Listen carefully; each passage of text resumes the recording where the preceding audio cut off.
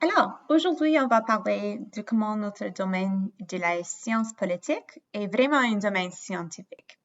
Alors, nous oublions souvent que nous pouvons utiliser une approche scientifique du monde social et du monde politique. Dans ce cours, nous allons nous concentrer sur la façon dont nous pouvons faire des conclusions sur le monde politique en utilisant une méthode scientifique. Alors, pour commencer, nous allons passer en revue de la méthode scientifique, quelque chose que je sais que vous avez déjà probablement étudié en troisième année. Mais c'est quelque chose parfois que c'est difficile à comprendre, comment nous pouvons faire une application sur le monde social ou le monde politique. Alors, vous avez vos feuilles de travail, tu peux les faire avec la conférence ce matin. Alors, nous commençons donc toujours par une question de recherche. Les meilleures questions de recherche s'intéressent à la relation entre deux variables ou deux choses que nous pouvons observer et qui pourront changer dans le monde. C'est pourquoi on dit que c'est une variable. Alors, nous commençons par une question de recherche dans le monde naturel. Alors, voici les questions. Est-ce que courir sur place augmente le rythme cardiaque?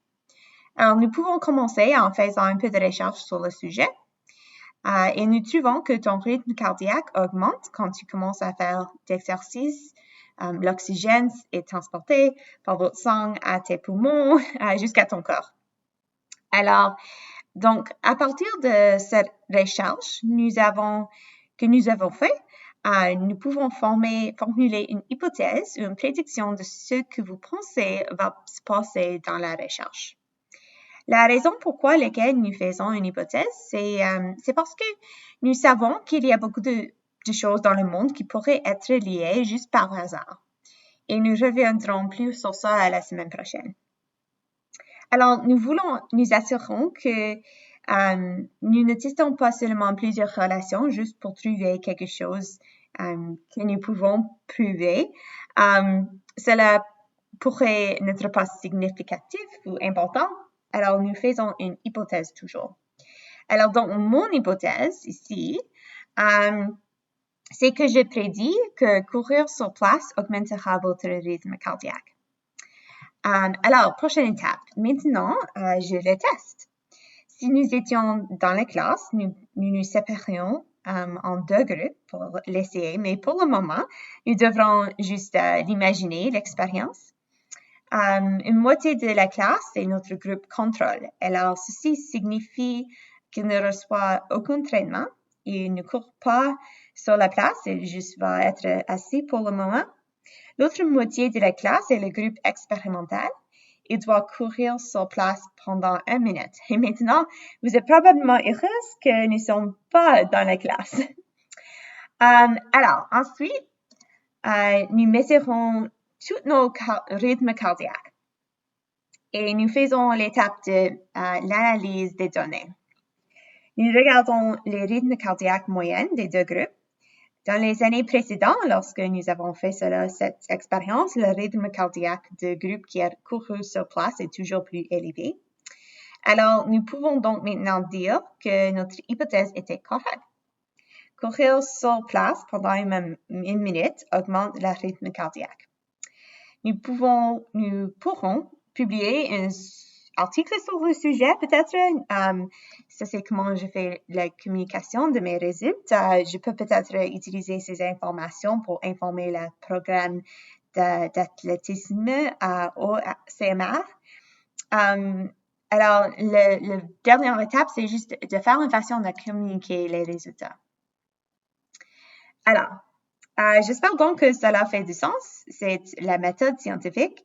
Mais la question, c'est toujours demander, OK, vous pouvez faire des expériences dans le monde social, le monde naturel, mais comment est-ce qu'on peut le faire dans le monde social ou le monde politique? Alors maintenant, je vais vous présenter un exemple que j'ai juste viens de terminer. C'est une étude qui a été récemment publiée dans la Revue canadienne des sciences politiques. C'est juste ici. C'est un nouvel article et c'est une étude qui a utilisé une approche scientifique au monde politique. Alors, plusieurs années passées, j'ai fait des recherches sur le référendum en 2007 en Ontario sur la réforme électorale. C'était quand la province avait voté sur l'opportunité de changer le système électoral.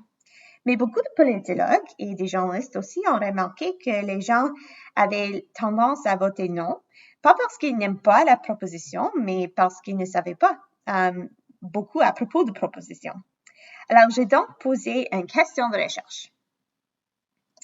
Est-ce que d'avoir davantage de connaissances sur le mode de scrutin à vote unique transférable rend celui-ci plus favorable? Alors, j'ai fait de la recherche sur la question et la façon dont les citoyens décident quand ils prennent leur décision de vote. Et j'ai noté qu'il y avait un biais sur le status quo. J'ai donc fait une hypothèse que les connaissances sur le mode de scrutin à vote unique transférable rendent celui-ci plus favorable. Alors maintenant, c'était le temps pour le tester. Alors, j'ai recruté des professeurs du Collège Saint-Laurent pour me laisser faire une expérience avec leurs étudiants. Alors, voici ce que les étudiants ont reçu. Il y avait 2 groupes. C'était juste choisi par hasard. Et une moitié des personnes ont reçu un texte contrôle. Alors, voici les infos sur les éthiques, puis ils ont reçu un texte contrôle. Alors, c'est le groupe qui n'a reçu pas d'informations sur la réforme électorale. C'était juste un article sur le Xerox et le Google. C'était quelque chose complètement pas à propos de réforme électorale.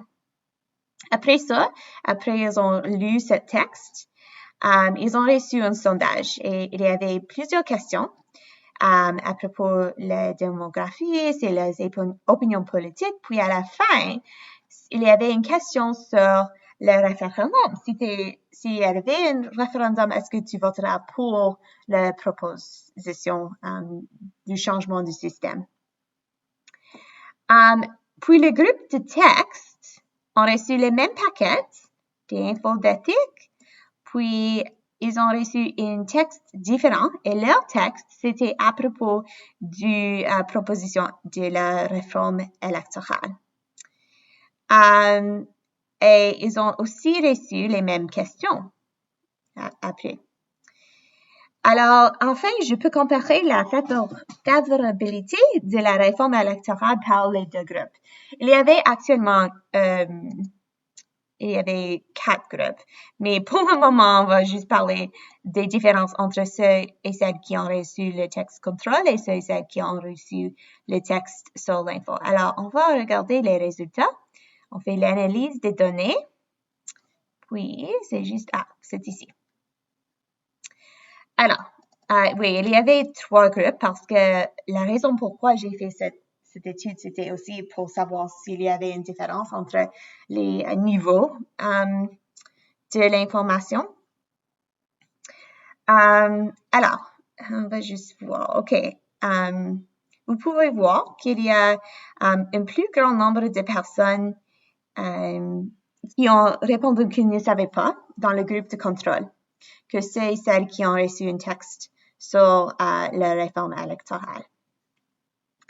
Aussi, ce nombre diminue avec des personnes qui ont reçu le texte et le nombre augmente des personnes qui disent qu'ils veulent avoir le réforme électorale avec ces 3 groupes qui ont reçu un texte sur le système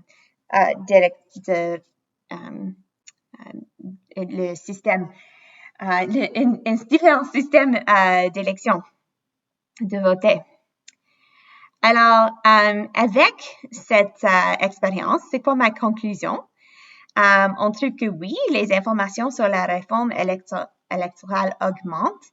En fait, le caractère favorable de cette proposition.